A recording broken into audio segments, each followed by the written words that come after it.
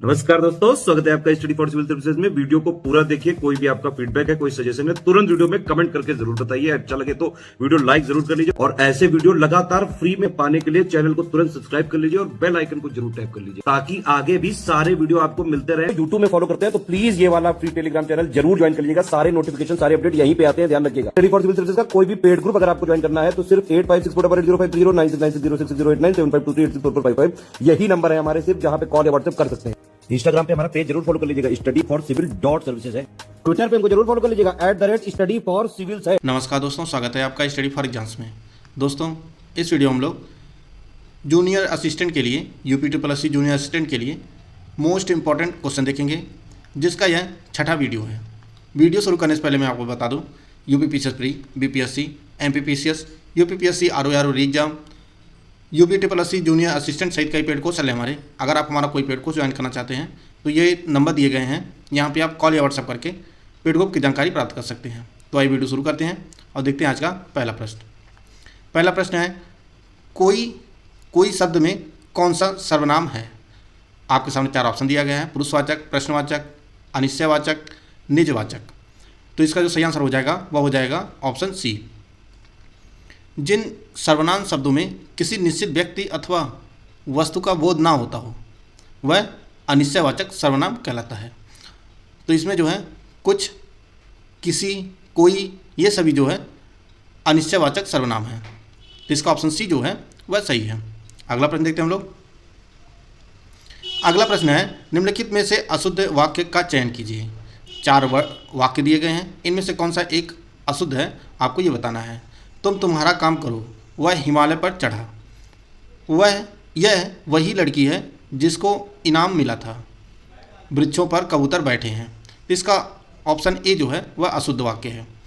तुम तुम्हारा काम करो, यहाँ पे जो है तुम अपना काम करो, तुम अपना काम करो, तो यह शुद्ध हो जाएगा। तो इसका ऑप्शन ए जो हो जाएगा वह सही है, यह अशुद्ध वाक्य है। अगला प्रश्न देखते हैं हम लोग। अगला प्रश्न है, निम्नलिखित में से कौन से यमुना के सही पर्यायवाची शब्द हैं? चार ऑप्शन दिया गया है, ऑप्शन पढ़ लीजिए। इसका जो सही आंसर हो जाएगा वह हो जाएगा आपका ऑप्शन ए। अर्कसुता, रवितनया, कालिंदी, यह सभी जो हैं यमुना के पर्यायवाची हैं। और इसके साथ साथ जो है जमुना, कृष्णा, अर्कजा, ये सभी भी यमुना के पर्यायवाची हैं। तो इसका ऑप्शन ए जो है वह सही है। अगला प्रश्न देखते हैं हम लोग। अगला प्रश्न है, चार लोकोक्तियाँ दी गई हैं और उनका अर्थ के साथ जो है सही मिलान करना है। इसमें सबसे पहले है, मान न मान मैं तेरा मेहमान। इसके लिए जो है वह हो जाएगा आपका ज़बरदस्ती गले पड़ना। तो इसका सी हो जाएगा। और सुनिए सबकी, करिए अपने मन की। तो इसका जो हो जाएगा वह हो जाएगा अंतःकरण की बात माननी चाहिए। और काला अक्षर भैंस बराबर जो है यह हो जाएगा आपका बिल्कुल अनपढ़। जैसे नागनाथ वैसे सांपनाथ। तो यह जो हो जाएगा दोनों ही दुष्ट। इसका जो सही आंसर हो जाएगा वह हो जाएगा CDAB। इसका जो हो जाएगा आपका ऑप्शन डी सही हो जाएगा। इसका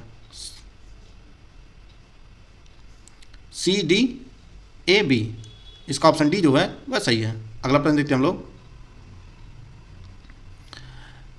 विलोम शब्दों को सुमेलित करना है। नैसर्गिक, अवरोह, तामसिक, समास। तो इसमें जो है सुमेलित करना है। नैसर्गिक का जो होता है वह कृत्रिम होता है। अवरोह का जो होता है वह हो जाता है आरोह। तामसिक का सात्विक। और समास का जो होता है विलोम वह हो जाता है व्यास। तो इसका जो सही आंसर हो जाएगा वह हो जाएगा आपका ABCD। Option ABCD, option A जो हो जाएगा वह सही हो जाएगा। अगला प्रश्न देखते हैं हम लोग। अगला प्रश्न है, निम्नलिखित में से सन्मत का संधि विच्छेद है। आपके सामने चार ऑप्शन दिए गए, ऑप्शन पढ़ लीजिए। तो इसका जो सही आंसर हो जाएगा वह हो जाएगा आपका ऑप्शन डी। सत धन मत, यह जो हो जाएगा सन्मत का सही संधि विच्छेद हो जाएगा। और इसमें जो है व्यंजन संधि है, व्यंजन संधि। तो इसका ऑप्शन डी जो है वह सही है। अगला प्रश्न देखते हैं हम लोग। अगला प्रश्न है, निम्नलिखित में से उत्पत्ति की दृष्टि से सौभाग्य शब्द है तत्सम, तद्भव, देशज, आगत। तो इसका जो सही आंसर हो जाएगा वह हो जाएगा आपका ऑप्शन ए। सौभाग्य शब्द जो है यह तत्सम है और इसका तद्भव जो होता है वह आपका सुहाग होता है। सुहाग इसका तद्भव शब्द होता है और तत्सम शब्द जो है, सौभाग्य जो है तत्सम शब्द है। तो इसका ऑप्शन ए जो हो जाएगा वह सही हो जाएगा। अगला प्रश्न देखते हैं हम लोग। अगला प्रश्न है, गरम शब्द निम्न में से किस भाषा से हिंदी शब्द में आया है? गरम शब्द निम्न में से किस भाषा से हिंदी शब्द में आया है? संस्कृत, अरबी, फारसी, अंग्रेजी। तो गरम शब्द जो है यह एक फारसी भाषा का शब्द है। गरम शब्द फारसी भाषा का शब्द है। इसके साथ जो है आपका चिराग, चश्मा, गुलाब, ये सभी शब्द भी फारसी भाषा के शब्द हैं। तो इसका ऑप्शन सी जो हो जाएगा वह सही हो जाएगा। अगला प्रश्न देखते हैं हम लोग। स्पर्श संघर्षी व्यंजन है का, घ, स, च। तो इसका जो सही आंसर हो जाएगा वह हो जाएगा आपका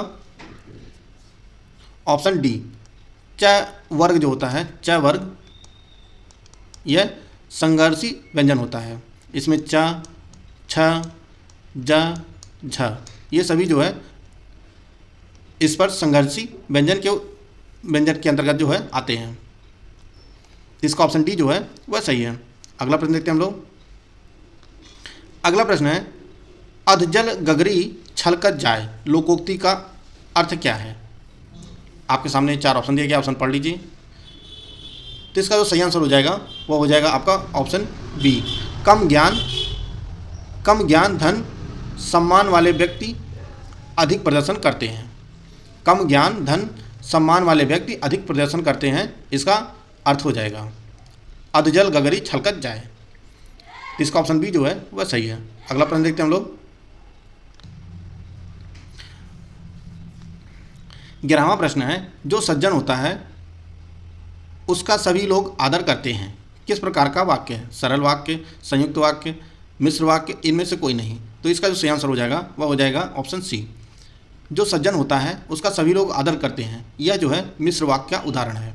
मिश्र वाक्य वह होता है जिस वाक्य में एक से अधिक वाक्य हो किंतु एक प्रधान उपवाक्य तथा शेष आश्रित उपवाक्य हो, उस पर आश्रित उपवाक्य हो, वह मिश्र वाक्य कहलाता है। तो इसमें जो है इसका ऑप्शन सी जो है वह सही हो जाएगा।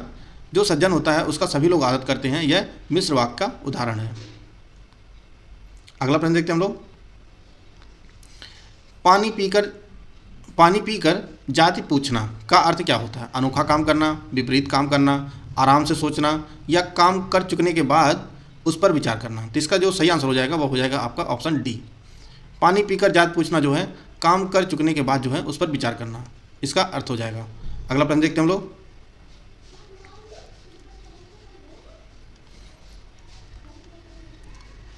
अगला प्रश्न है, निम्नांकित शब्दों में पुल्लिंग शब्द है ज्योत्सना, गुणदोष, मुदिता, संगीता।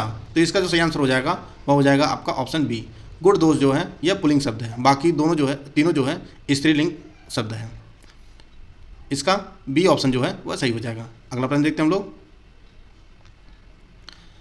अगला प्रश्न है, प्रसिद्ध व्याकरणविद पतंजलि किसके समकालीन थे? कनिष्क के, चंद्रगुप्त द्वितीय के, गौतमी पुत्र सतकर्णी के या पुष्यमित्र शुंग के? तो इसका जो सही आंसर हो जाएगा वह हो जाएगा शुंग वंश का संस्थापक पुष्यमित्र शुंग था, इसके समकालीन थे पतंजलि। तो इसका ऑप्शन डी जो हो जाएगा वह सही हो जाएगा। अगला प्रश्न देखते हैं हम लोग। अगला प्रश्न है, मित्र उपाधि वाले राजाओं के सिक्के अक्षत्र से प्राप्त हुए हैं। अक्षत्र से प्राप्त हुए हैं मित्र उपाधि वाले राजाओं के सिक्के। आपको यह बताना है अक्षत्र उत्तर प्रदेश के किस जिले से संबंधित है। तो जो है इसका ऑप्शन ए सही हो जाएगा। वर्तमान में जो है यह बरेली जिले में स्थित है अक्षत्र। इसका ऑप्शन ए वह सही है। अगला प्रश्न देखते हैं हम लोग। अगला प्रश्न है 16वां, शक संवत की शुरुआत किसने और कब की? आपके सामने 4 ऑप्शन दिया गया, ऑप्शन पढ़ लीजिए। तो इसका जो सही आंसर हो जाएगा वह हो जाएगा आपका ऑप्शन डी। 78 ईस्वी में कनिष्क के द्वारा जो है इसकी शुरुआत की गई थी, शक संवत की 78 ईस्वी में। तो इसका ऑप्शन डी जो है वह सही है। अगला प्रश्न देखते हैं हम लोग।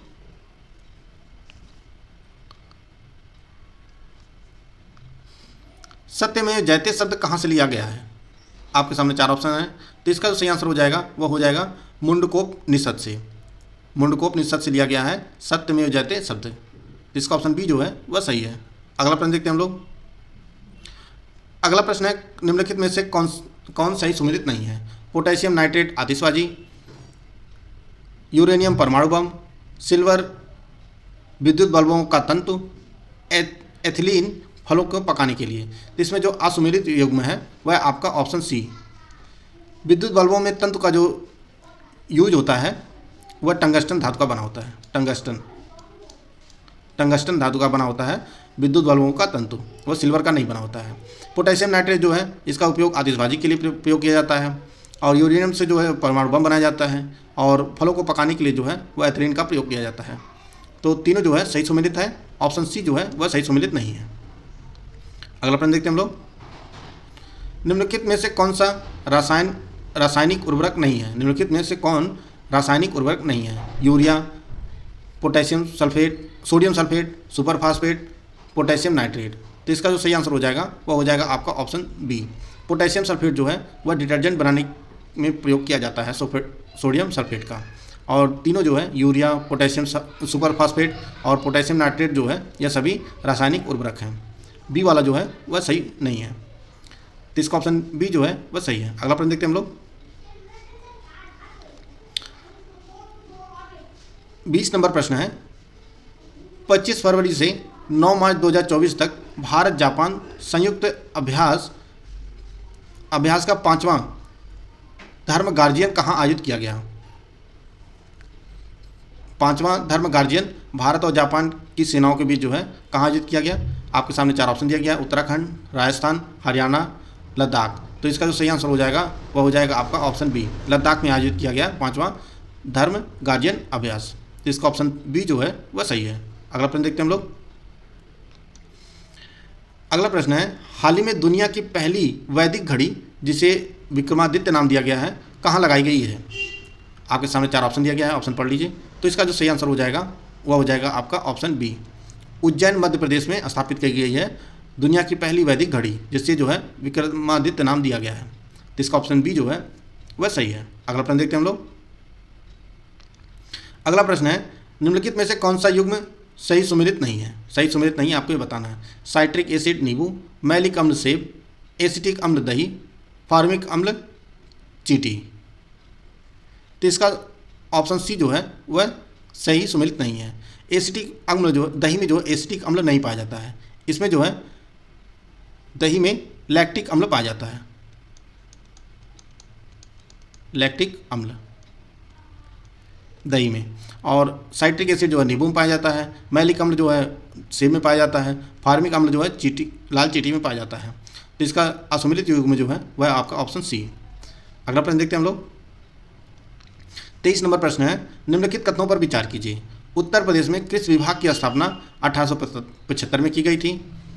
चंद्रशेखर आज़ाद कृषि एवं प्रौद्योगिकी विश्वविद्यालय कानपुर में स्थित है। इसका जो है दोनों स्टेटमेंट सही है। उत्तर प्रदेश में कृषि विभाग की स्थापना जो है वह 1875 में की गई थी, और चंद्रशेखर आज़ाद कृषि एवं प्रौद्योगिकी विश्वविद्यालय जो है यह कानपुर में स्थित है। इसका दोनों स्टेटमेंट जो है वह सही है। अगला प्रश्न देखते हैं हम लोग। सर्वोच्च न्यायालय के एक न्यायाधीश का त्यागपत्र किसको संबोधित होता है? राष्ट्रपति को, प्रधानमंत्री को, भारत के मुख्य न्यायाधीश को, या सर्वोच्च न्यायालय के वरिष्ठतम न्यायाधीश को? तो इसका जो सही आंसर हो जाएगा वह हो जाएगा ऑप्शन ए। सर्वोच्च न्यायालय के एक न्यायाधीश जो है वह अपना त्यागपत्र जो है राष्ट्रपति को संबोधित करता है, और सर्वोच्च न्यायालय के जो न्यायाधीश की जो शपथ दिलाते हैं न्यायाधीश को वह राष्ट्रपति ही दिलाते हैं। तो इसका ऑप्शन ए जो है वह सही है। अगला प्रश्न देखते हैं हम लोग। अगला प्रश्न है, निम्नलिखित में से कौन सा सही सुमेलित नहीं है? राजभाषा संविधान के भाग 17 में, संघ राज्य क्षेत्र भाग 8 में, अनुसूचित और जनजाति क्षेत्र भाग 10 में, अधिकरण भाग 11 में। इसमें जो है असुमेलित जो है वह आपका ऑप्शन डी। अधिकरण जो है ये आपके संविधान के भाग 14 में है, संविधान के भाग 14 में है अधिकरण, 14A में, 14A से संबंधित है अधिकरण से। इसका ऑप्शन डी जो है वह सही है। बाकी तीनों जो है ए और बी सी जो है सही सम्मिलित हैं। अगला प्रश्न देखते हैं हम लोग। प्रश्न नंबर 26 है, निम्नलिखित में से कौन सा संविधान अधिनियम जीएसटी नियमों के कार्यान्वयन के लिए आवश्यक प्रावधान करता है? आपके सामने 4 ऑप्शन दिया गया, ऑप्शन पढ़ लीजिए। तो इसका जो सही आंसर हो जाएगा वह हो जाएगा आपका ऑप्शन ए, 101वां संशोधन अधिनियम। बात करते हैं जीएसटी की, तो जीएसटी जो है भारत में 1 जुलाई 2017 को लागू की गई थी जीएसटी को। तो इसका ऑप्शन ए जो है वह सही है। अगला प्रश्न देखते हैं हम लोग। अगला प्रश्न है, राम जन्मभूमि के संदर्भ में सही कथन का चयन कीजिए। अयोध्या में राम मंदिर में रामलला की मूर्ति की प्राण प्रतिष्ठा 22 जनवरी 2024 को हुई, सही है। बाबरी मस्जिद का निर्माण बाबर के सिपह सलार मीर बाकी ने करवाया था, मीर बाकी ने बनवाई थी, यह भी सही है। मंदिर के मुख्य वास्तुकार चंद्रकांत सोमपुरा हैं, यह भी सही है। रामलला की मूर्ति के मूर्तकार अरुण योगीराज हैं। इसका जो है चारों स्टेटमेंट सही है। इसका ऑप्शन डी जो है वह सही है। अगला प्रश्न देखते हैं हम लोग। निम्नलिखित में से कौन सा पशु हड़प्पा सभ्यता की मोहरों पर अक्सर देखा जाता है? जो प्रमुख रूप से दिखता है आपको ये बताना है।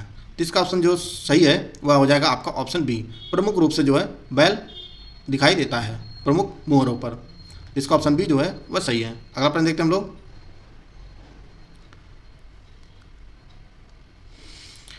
गौतम बुद्ध की पहली शिष्या कौन थी? मीनाक्षी, स्मृति, गौतमी, गार्गी।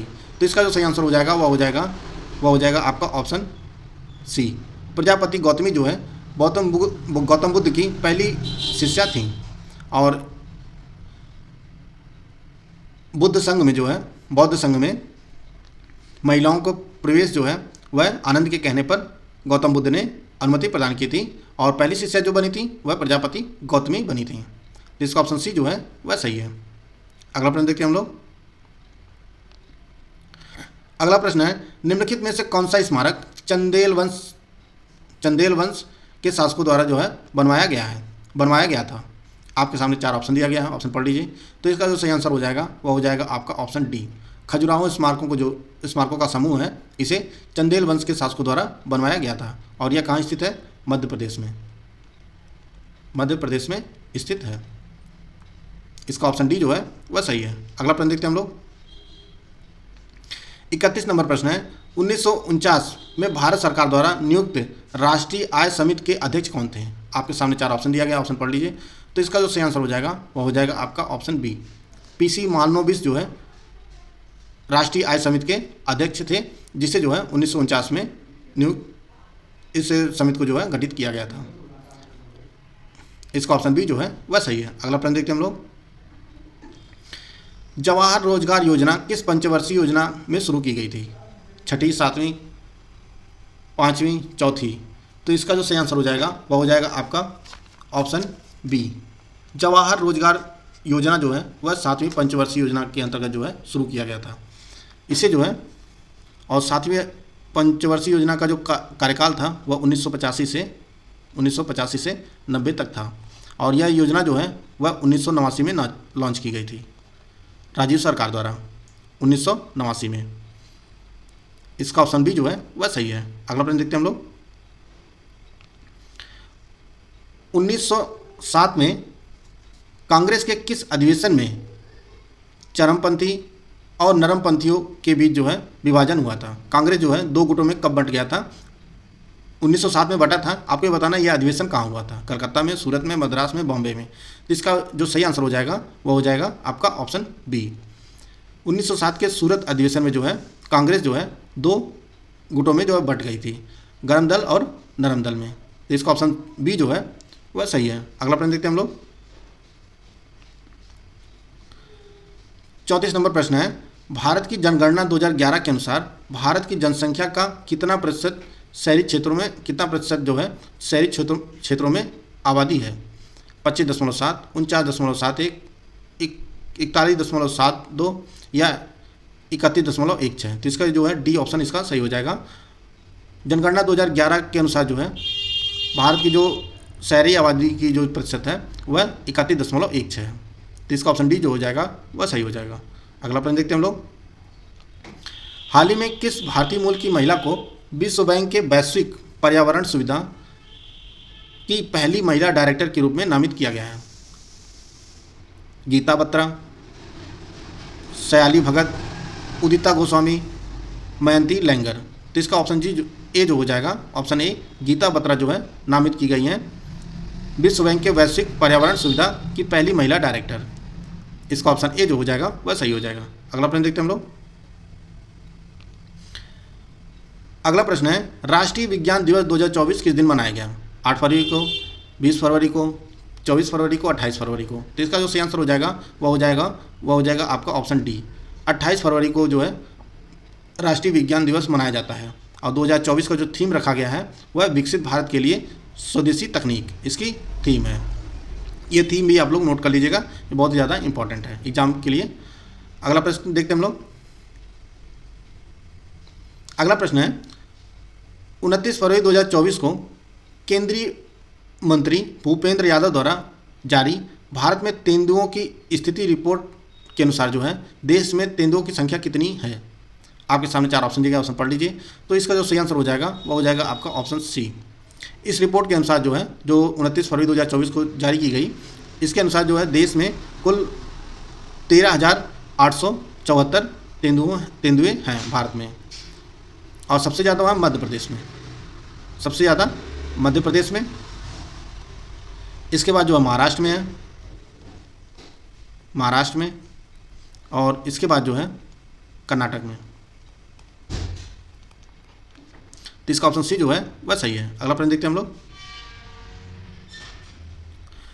अगला प्रश्न है, निम्नलिखित में से कौन सा युग्म सही सुमेलित नहीं है? एक जिला एक खेल दिया गया है उत्तर प्रदेश का, उनमें से कौन सा युग्म सही सुमेलित ना आपको ये बताना है। Table tennis Pilibhit, badminton Aligarh और गौतम बुद्ध नगर, भारोत्तोलन मिर्ज़ापुर बिजनौर, बॉक्सिंग बुलंदशहर और कुशीनगर। तो इसमें जो है असुमेलित युग्म जो है वह टेबल टेनिस है। टेबल टेनिस जो है यह आपका आगरा और कानपुर का एक जिला एक खेल है। तो इसका ए वाला जो है सही हो जाएगा। अगला प्रश्न देखते हैं हम लोग। ओरछा नरेश वीर सिंह बुंदेला के द्वारा झांसी की स्थापना कब की गई थी? 1610 में, 1613 में, 1615 में, 1620 में। तो इसका जो सही आंसर हो जाएगा वह हो जाएगा आपका ऑप्शन बी। 1613 में जो है ओरछा नरेश वीर सिंह बुंदेला ने जो है झांसी की स्थापना की थी 1613 में। अगला प्रश्न देखते हैं हम लोग। कंप्यूटर से संबंधित क्वेश्चन है, यूजर द्वारा डॉक्यूमेंट को दिया गया नाम क्या कहलाता है? Server, data, file name, record. तो इसका जो सही आंसर हो जाएगा वह हो जाएगा आपका ऑप्शन सी। यूजर द्वारा डॉक्यूमेंट को दिया गया नाम जो कहलाता है वह फाइल नेम कहलाता है। अगला प्रश्न देखते हैं हम लोग। अगला प्रश्न है, BIOS का फुल फॉर्म क्या होता है? तो इसका जो फुल फॉर्म होता है वह होता है बेसिक इनपुट आउटपुट सिस्टम। इसका सी ऑप्शन जो है वह सही है। बेसिक इनपुट आउटपुट सिस्टम जो है BIOS का फुल फॉर्म है। अगला प्रश्न देखते हैं हम लोग।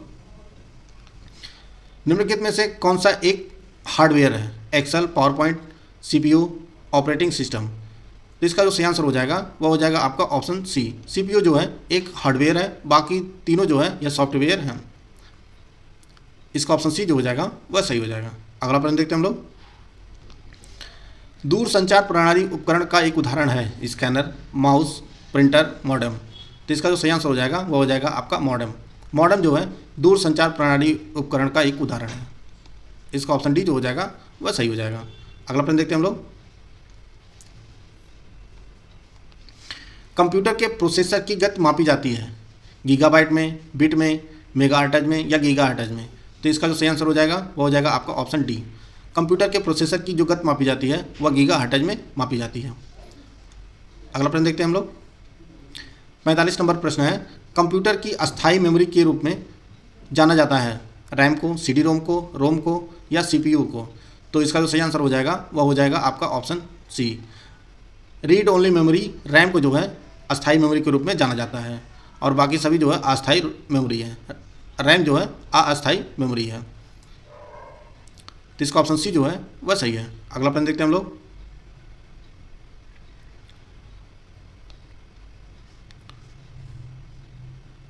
अगला प्रश्न है, एक निश्चित कूट भाषा में पेसो को 55 लिखा जाता है और देन को जो है 47 लिखा जाता है। आपको उस कूट भाषा में नाइक को क्या लिखा जाएगा आपको ये बताना है। पेसो लिखा जाता है यानी PESO। तो जो P का स्थान होता है वह 16 होता है और E का जो होता है 5 होता है, S जो होता है 19 और O का जो होता है वह 15 होता है। तो टोटल जोड़ेंगे जो है वह हो जाएगा आपका 55। देन जो हो जाएगा THE और N। तो T का होता है 20, H का होता है 8, E का होता है 5 और N का होता है 14। तो टोटल जोड़ेंगे जो हो जाएगा यह 47, 47। कह रहा है कि नाइक का क्या होगा, NIKE। N का हो जाएगा आपका 14, I का हो जाएगा 9, K का हो जाता है 11 और E का हो जाएगा 5। तो इसको जोड़ देंगे तो यह हो जाएगा 39। तो इसका ऑप्शन बी जो हो जाएगा वह सही हो जाएगा। अगला प्रश्न देखते हैं हम लोग। दिए गए समीकरण को सही बनाने के लिए किन चिन्हों को आपस में बदला जाना चाहिए। तो इसमें जो है हम लोग सबसे पहले धन और ऋण को जो है आपस में बदल देते हैं। तो इसमें जो है 32 यहाँ पे प्लस है तो इसको माइनस कर दीजिए और 24 गुणे 4 डिवाइड बाई 16 माइनस है तो यहाँ प्लस कर दीजिए, यहाँ पे हो जाएगा 64 बराबर 90। तो इसमें जो हम लोग चिन्ह बदल दिए हैं तो इसको अगर हम लोग डिवाइड करेंगे 4 में 16 से भाग देंगे तो ये हो जाएगा 0.25 32 माइनस 24 गुणे 0.25 प्लस 64। तो इसमें जो है इसको जो हम अगर इंटू करेंगे 24 गुणे 0.25 करेंगे यह हो जाएगा 6 यानी 32 माइनस 6 प्लस 64। तो इसमें जो हो जाएगा आपका 96 माइनस 6 तो बराबर हो जाएगा 90।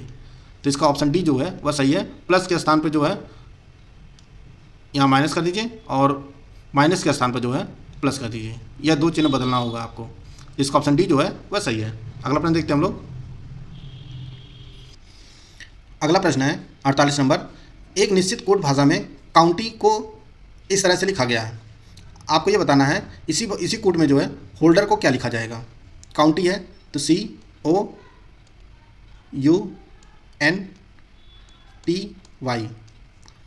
और UOCYTN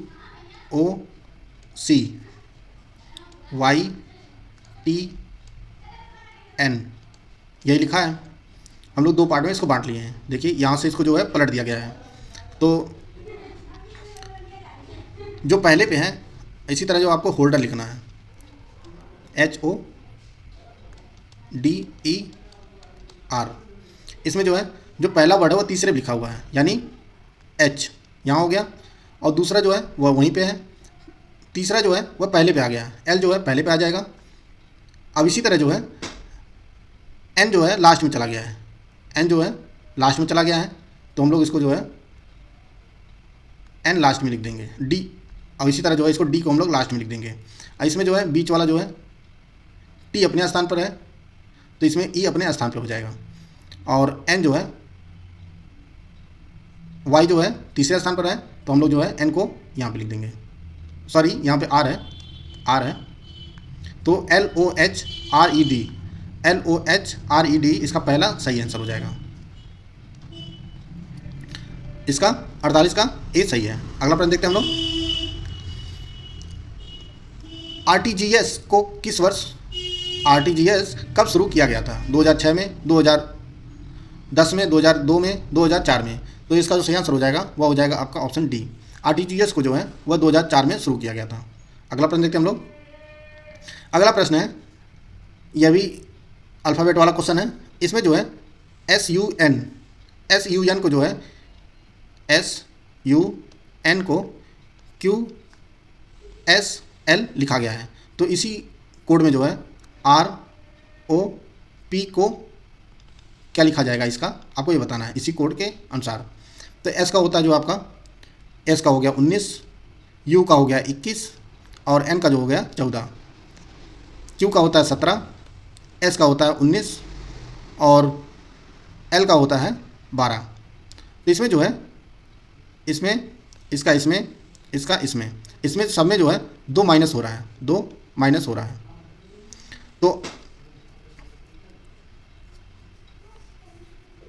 तो R से अगर 2 माइनस कर देंगे तो यह हो जाएगा आपका P। R का होता है कितना 18, O का होता है आपका, ये O है, O का होता है 15 और P का होता है 16। तो इसमें जो है -2 -2 -2, तो 18 में से 2 गया है 16, 16 का होता है P और 15 में से 13 हो जाएगा, 13 होता है M और 16 में से 2 हो जाएगा 14 यानी N। तो PMN C वाला जो है इसका सही हो जाएगा, PMN इसका सही हो जाएगा। 50 का जो सही होगा आंसर वो होगा C। दोस्तों आज की वीडियो समाप्त करते हैं, मिलते हैं नेक्स्ट वीडियो में, तब तक के लिए जय हिंद जय भारत।